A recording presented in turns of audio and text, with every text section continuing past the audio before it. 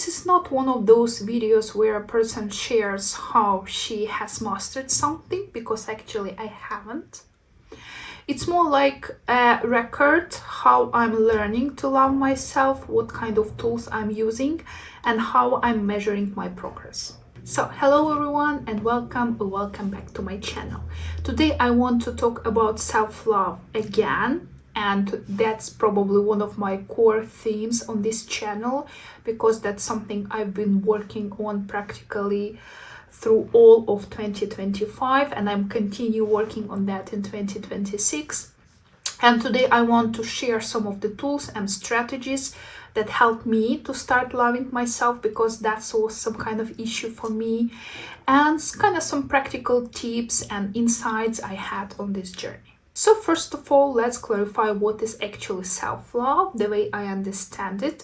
And I would like to start with something what is not self-love, because that's something I thought was a self-love before. And first of all, I would like to mention that it's definitely not control, because I was thinking like the more discipline I have, the more willpower I have, the more I can kind of push myself in my body to do something that I think I want it to do, kind of the higher level of self-love I have, but it's actually not the one. And also there is a other side of this, which was something that I've been falling to as well. It's kind of indulgence. It's also not allowing yourself everything you want. It doesn't mean that you need to eat from morning till evening, because that's something definitely I would do, or kind of doing nothing, being lazy. It's also not about that. For me, the way I understand it now, it's like the love of a good mother to a child. So if we imagine in our head a really good mother who really cares and loves her child, a good mother definitely will not be punishing, will not be pushing her child to do something. She will come to this topic with love and care and acceptance. But at the same time, a good mother will not allow a child to eat sugar from morning till evening, to stay in bed all day, to play computer games all day, to kind of do nothing, not to go to school. That's also not a good place. So kind of the way I see self-love now, and I'm trying to treat myself now like a good mother would treat her child, it's to find this balance between something that I think I need to do for my own good in order to progress, in order to be healthy, but at the same time without this extra pressure and punishment, because pressure, punishment, searching for willpower, searching for discipline was something that actually pushed me on the edge, and was the reason why I had my emotional eating episodes, my binge eating episodes, and that's definitely not a good path for me. So it's all about this balance. How to find this balance, and what I'm actually doing in order to find and maintain this balance. First of all, I would like to share a couple of tools that helped me a lot at the beginning, and they still helping me a lot, just because now they're kind of a little bit more in automated mode comparing to the start of my journey in 2024 and 2025. So first of all, it's a self-dialogue, and I have a bunch of videos on my channel already about that, because that was probably the biggest milestone I reached when I changed how I talk to myself, when I changed those thinking patterns in my head, the language I'm using to myself, the language I'm using when I'm trying to push myself to do something, and especially the language and the words I'm using when I think I failed. And my typical behavior was like I would punish myself, I would blame myself, I would use not very flattering words toward myself.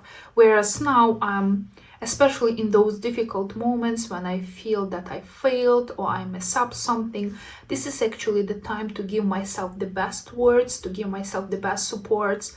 Because again, once a child, a loved one in your life has a failure, you're not just like pushing him even more or her in that and make them suffer even more, even though they're already suffering from all that mess up or failure that they had.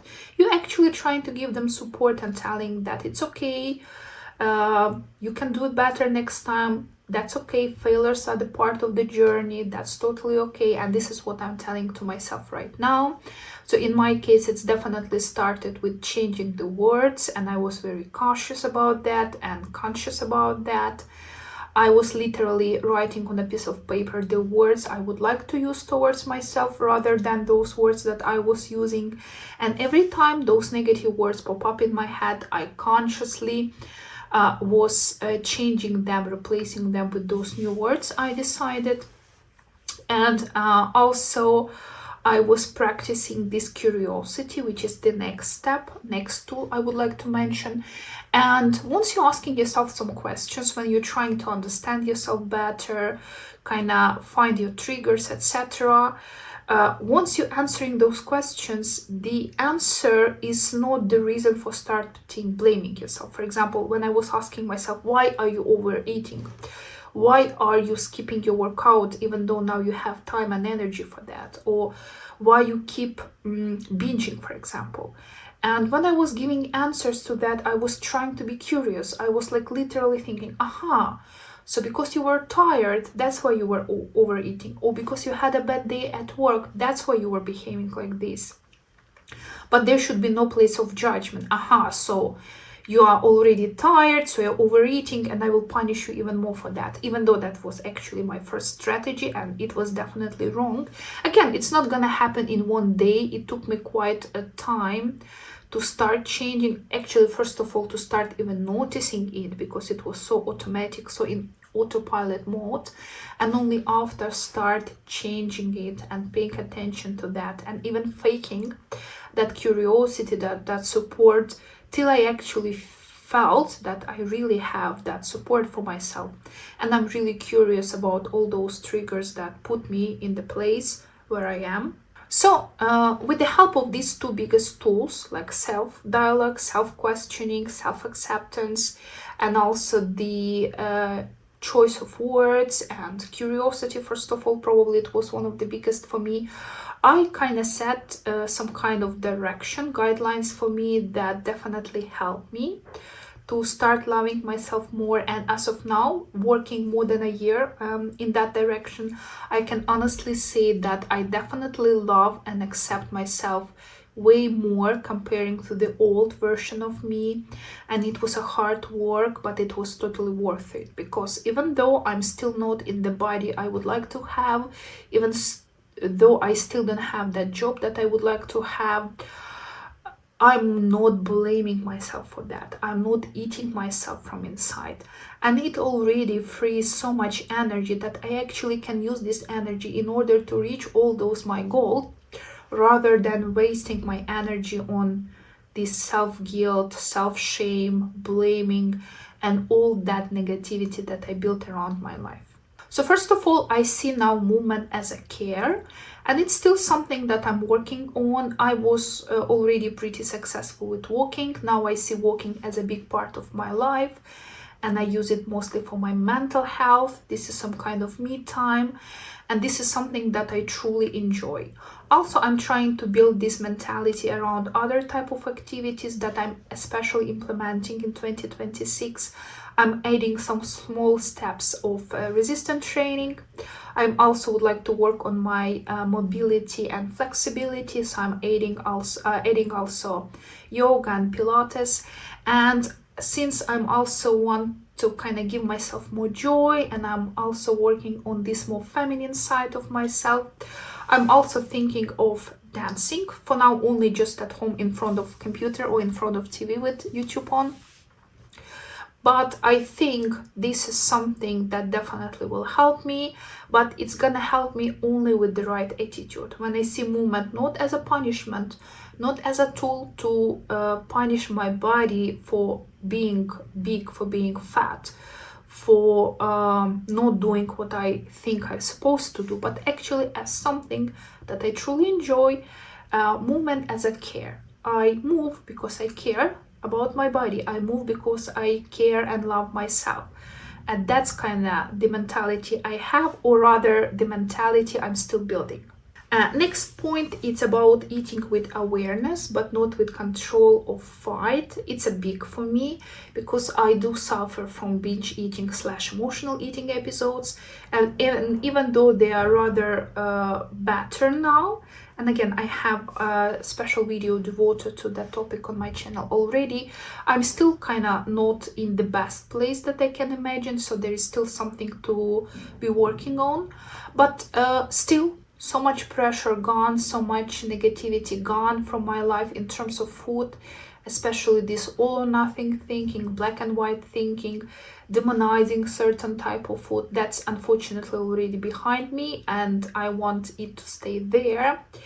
And just enjoying the food, picking up and choosing the food based on my needs, based on what will be best for my body, but not only, also using food as a tool to entertain myself, as a tool to give myself pleasure, because again, I don't want to give up on desserts, I don't want to give up on my favorite food, even though probably they are not the most healthy one for my body. But if I'm truly enjoying it, if I'm not blaming myself, if I'm getting true satisfaction from eating that food, then eventually it will be also benefit for my mental and as well my physical health, because mental health and physical health definitely connected. Again, it's all about balance. It's not about eating desserts from morning till evening. It's not about restricting yourself and not eating them at all.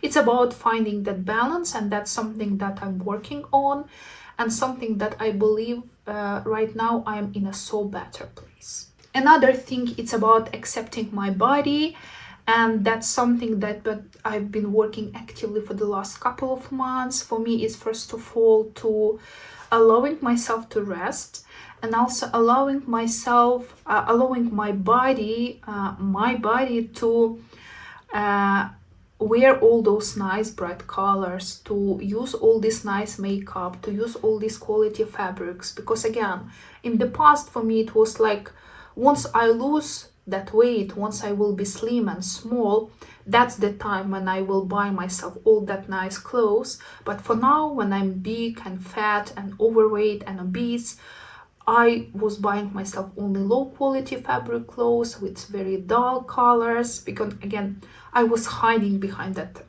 colors and behind that clothes. Now I'm actually working on that. I'm trying to wear bright colors. I'm trying to wear even something that probably not is that much suitable for my age now, because I'm in my almost in my 40s now.